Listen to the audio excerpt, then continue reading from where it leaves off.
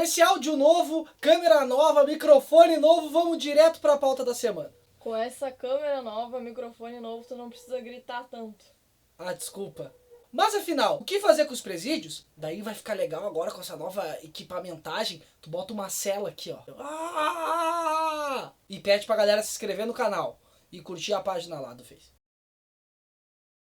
E aí, gurizada, beleza? A internet tá tomada de tudo que é tipo de argumento, seja de qualquer espécie para todos os gostos. Ainda hoje tem cara que acha que os loucos não foram pra lua. Tem gente que acha que a globalização é esquerdista e está esquerdando o mundo. Esse mar de churume. As pessoas estão cada vez mais, absolutas nas suas verdades. Elas acabam só procurando coisas que legitimam o que ela pensa. Tudo aquilo que a gente já falou. Tem até uma palavra nova pra isso. Que é a famosa pós-verdade, que eu não falando tanto, Pós-verdade é tipo isso. Não interessa muito o argumento, o fato. Interessa muito mais esse apelo à emoção e essa busca por aquilo que comprove o que tu tá pensando. Aquela discussão clássica, Hitler era de esquerda. Ah não, Hitler era de direita. Se tu quiser que tenha um vídeo sobre isso aí, tu comenta aí, eu quero um vídeo sobre isso aí. A internet daí vai ajudar as pessoas a acharem qualquer coisa que justifique a verdade que elas estão pensando, Então tem até um grupo de cristãos que acha normal matar bandido, porque a Bíblia diz que pode matar. Daí a gente tem esse movimento, A pessoa organiza a coisa com aquilo que ela acorda. Ou concorda, acorda. Tu entendeu o que eu falei?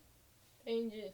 Tem várias questões de ciências humanas que ficam abertas e delas acabam meio que se dividindo por causa do espectro ideológico e tal. Porém, tem outras discussões que não, que tem fatos, tem dados, tem comprovações, já tem a história que vai mostrar aquilo ali para se fazer uma melhor análise. Porque a moral das ciências humanas é fazer as pessoas felizes, A gente estuda ciências humanas para ser feliz ou ser triste, mas daí a gente não fala para eles, tu entendeu? Que fica triste estudando ciências humanas. E daí a gente vai começar o ano com 2 massacres em 2 penitenciárias. Já tá na história esses massacres, com os piores massacres e penitenciárias que já aconteceram e tal. A gente tem aquela em Manaus, a Roraima, onde elas se aproximam muito na crueldade que os detentos trataram os outros detentos, Então cortava a cabeça, foto de cara com coração na mão. Foi uma disputa ali do crime organizado entre algumas facções que aconteceu esses massacres. Porém, isso dividiu as pessoas em 2 grupos. Aqui bandido tem que morrer mesmo, inclusive isso foi uma economia pro Estado. Mesmo a galera não sabendo que o Estado que vai ter que pagar a indenização para as famílias dos presidiários, E um segundo grupo que encara o sistema carcerário brasileiro como falido e que não reabilita ninguém.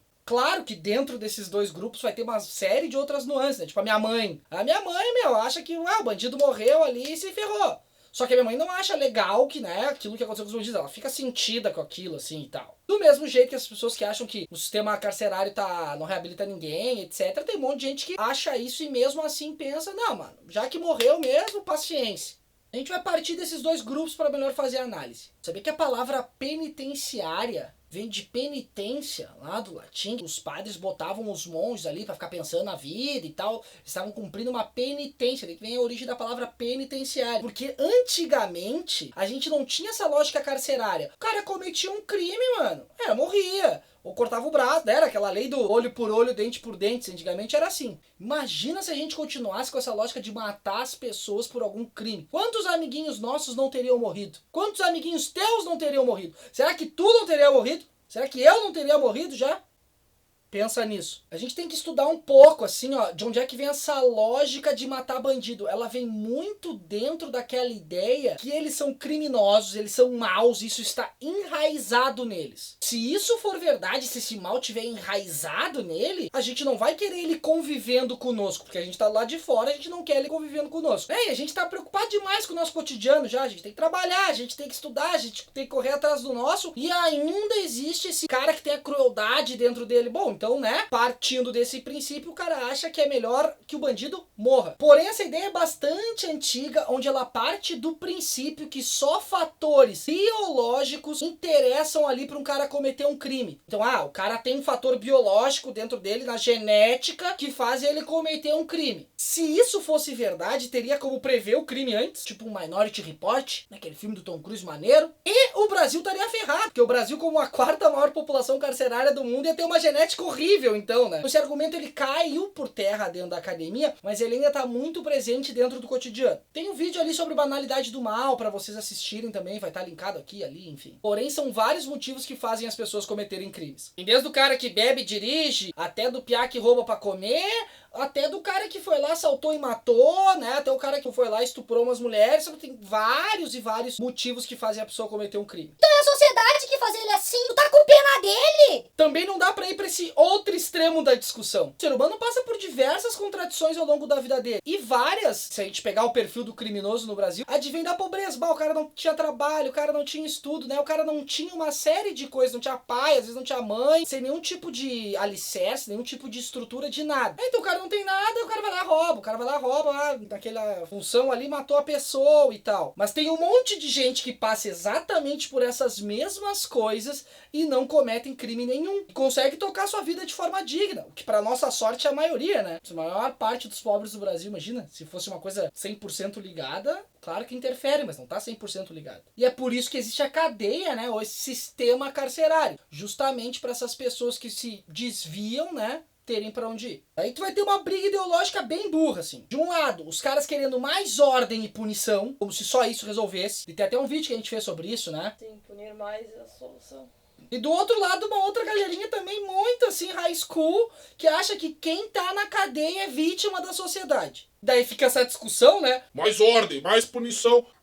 Eles são vítimas, eles são vítimas. E ninguém acaba discutindo de fato o quê? Os direitos humanos. Ou, né, a falta deles. Porque se tivesse direitos humanos, de fato, aquilo ali, por exemplo, não aconteceria. Tu ainda é contra os direitos humanos? Bom, tu tá sendo contra os teus próprios direitos de existir na vida. Então, né, vamos rever algumas coisas aí. De 1990 até 2016, o índice de pessoas nas cadeias do Brasil subiu 483%. Passou de 90 mil para 645 mil pessoas e tem capacidade para 360 mil prisioneiros. Então tu tem muita entrada de gente, pouca saída, info não tem espaço para todo mundo. Daí a gente tem nesse perfil, que é o perfil do presidiário, a gente tem ali uma série de matérias do jornal Nexo aqui linkadas, que eles estão fazendo uma pesquisa bem interessante sobre o sistema carcerário, tem uma série de gráficos ali para vocês darem uma olhada se vocês quiserem. Mas a princípio, o que é o presidiário no Brasil? Maior parte negro, sem estudo, geralmente não tem pai, daí o cara já não trabalhava, daí o cara foi para essa vida do crime, né? Não vamos discutir esse aspecto moral ou não, mas o cara foi para a vida do crime, ele chega da cadeia, o cara não trabalha, o cara não estuda, o cara acaba buscando uma facção para proteger ele, né, para ele tentar sobreviver ali na cadeia, buscou essa facção. Se o cara não era um criminoso super cruel, se não era um grande criminoso, o cara vai acabar fazendo vários favores para continuar existindo ali na facção quando ele sair dali. A gente tem mais um cara pro crime, aumenta o crime organizado, e essa lógica do sistema carcerário brasileiro é o que anda aumentando muito o crime organizado. E daí quando a gente tem essas tretas de facções, dá o quê? Esses massacres que a gente vê. O que a gente deveria fazer em relação a isso, né? Porque isso é uma discussão que o brasileiro não costuma fazer sobre o sistema carcerário. Ou se faz a discussão é de um jeito bem raso, como foi dito antes. O que a gente podia fazer? Por incrível que pareça, é resguardar os direitos humanos. Agora eu prevejo pessoas mandando levar pra casa. Mal tem espaço aqui pra eu, tu e a Pandora. Imagina mais alguns bandidos aqui, não é mesmo? Então o que é resguardar os direitos humanos? Pô, esse preso tem que trabalhar, esse preso tem que estudar, esse preso ele tem que produzir alguma coisa, esse preso tem que se sentir útil, ele não pode ter essa oficina vazia, porque, né? O que é oficina vazia? Não é oficina vazia. O que é cabeça vazia? É oficina pro... Eu não sei o que é. Cabeça vazia, oficina pro diabo. Pro diabo. Muito bem. Tem uns links aqui sobre alguns presídios e geralmente esses presídios de referência eles fazem isso, eles garantem os direitos humanos das pessoas. E partindo disso que a gente tem algumas propostas, né, que se discute muito sobre o que poderia ser feito. Uma galera que acredita que privatizar o presídio é uma boa solução. Dá para uma empresa ali fazer a gestão dos presídios, porque daí como ela vai ganhar lucro, né? Ela vai prestar o serviço que é guardar pessoas em cadeias e tal, e tudo isso vai rolar de forma tranquila. Inclusive o presídio referência do Brasil lá em Minas Gerais, tem link aqui falando sobre ele também. Ele foi um contrato muito bem feito, eles eram o governo de Minas Gerais. Então, por exemplo, não é por número de prisioneiro que eles ganham dinheiro, é pela cela, né? Então se tem mais ou menos presos, não interessa. Quanto mais os presos estudam, trabalham, mais a empresa ganha. Se tem muito motim, muita rebelião, a empresa ganha menos, né? Foi um contrato pegando todas essas variáveis que pode acontecer num presídio. Foi um contrato até bem feito, assim. Só que ela sofre críticas de vários lados. Primeiro, pelo próprio Estado, porque o custo pro presidiário fica muito alto. É mais alto que a média nacional, por exemplo. Aquela velha lógica, né? Ah, Couto,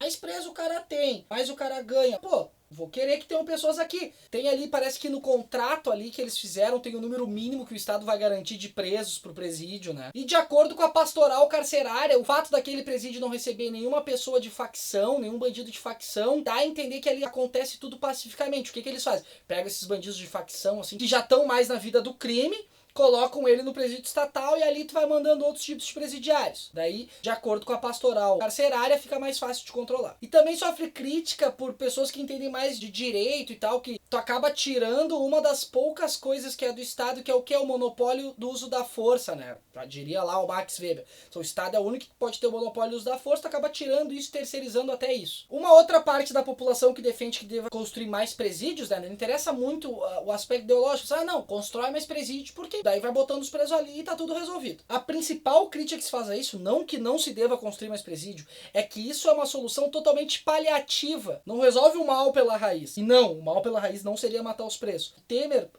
demorou 4 dias lá no presídio de Manaus pra falar alguma coisa e quando ele falou assim, vamos construir mais presídios. Tem uma galera que quer privatizar o sistema judiciário inteiro, desde juiz, promotor, polícia, os caras acham que isso é a solução. E daí eu confesso que eu não consigo compreender como um bilionário não iria se safar de um assassinato, sei lá, de uma pessoa pobre. Eu não consigo entender como funcionaria isso. Ai, tem que preservar o PNA. É vida real, né? Vida real, pessoal. Ó, pezinho no chão, já diria Argel Fuchs, técnico do Inter, que caiu pra Série B. Essa opção é estranha, mas, pô, se alguém quiser comentar aí, falar os motivos dessa opção, escreve aí que a gente dá uma olhada. E tem a opção Gilmar Mendes, o bastião da direita brasileira e ministro do Supremo Tribunal Federal. O que ele diz? Tá a matéria linkada aqui. Pô, só construir presídio não dá. Demora de 3 a 4 anos por causa da burocracia brasileira. Então o que ele propõe? Que se faça mutirão nas cadeias, porque quase metade da população carcerária ainda não foi nem julgada, tá em prisão preventiva, então faz esse mutirão, desafoga um pouquinho. E a outra alternativa que Gilmar Mendes dá é o quê? Descriminalizar o uso de drogas. E daí entraria numa outra seara, que talvez a gente pode até fazer um vídeo sobre isso se tu quiser, mas não é a proposta aqui, mas isso é uma outra alternativa que ele dá, que ele acredita que isso ia tornar fraco o crime organizado. E tem várias outras soluções, mas aquela mais clássica de todas é melhorar a condição de vida do brasileiro de modo geral. Mas isso pressupõe o quê, Renan? Bom, tem que melhorar ali política pública para além de ideologia, ter um projeto de país para 20 anos, né? Deixar desses interesses, assim, dos partidos, né? Que eles só querem resolver o deles, etc, etc. Tudo aquilo que tu já sabe, tá? Seria aquela, tipo assim, ideal seria essa. Eu acho que nesse tipo de discussão aí, sobre o sistema carcerário, sobre segurança pública, tem muita gente boa discutindo esse tipo de coisa, tem muita leitura irada pra fazer sobre esse tipo de coisa. Então a proposta aqui do vídeo foi mais trazer o que tá acontecendo nessa discussão aí, né? E tentar de alguma forma, eu não sei se sensibilizar é a palavra, mas pô, de alguma forma que a pessoa que acha que só exterminando as pessoas mesmo, pô, reflita um pouquinho só, sabe? Sai um pouquinho da bolha nesse aspecto. Só que engraçado que hoje em dia tu fala isso, tu é o quê? Gaysista, abortista, esquerdista, comunista, Maria do Rosário. Sabe? Tu é tudo de ruim, assim, saca? E não, sabe? Pô, Mas por que essas coisas são ruins?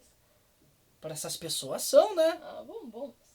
E tudo isso também acaba refletindo em ti, no teu cotidiano, pra tu sair mais tranquilo na rua, sabe? Pra tu ter uma vida melhor. Então, né, a gente começou falando lá um pouco sobre pós-verdade, essa banalização quase dos fatos e dos dados da ciência. E é justamente isso que a gente tá vendo no Brasil e no mundo. Uma banalização da ciência como um todo por brigas ideológicas muitas vezes mal feitas e que sabe-se lá pra onde vai levar o país. E nem aquela galera que é cristã e acha que é, pô, super tranquilo tirar a vida de um cara. Afinal, esse cara era bandido, né? Ou como disse o governador do estado do Amazonas, o José Melo, do PROS. Lá na cadeia não tinha nenhum santo. De fato não tinha. Mas a gente nunca pode esquecer que Jesus morreu na cruz e as pessoas daquela época achavam que ele era bandido. Quantos Jesus a gente já não matou? Era isso, gurizada. Se tu gostou do vídeo, te inscreve no canal, curte a página do Face, me segue no Twitter. Se tu tem alguma outra opinião, se tu não concorda, ou se tu quiser complementar o que foi dito aqui, ou responder as perguntas ao longo do vídeo, escreve aqui nos comentários ou lá no Facebook.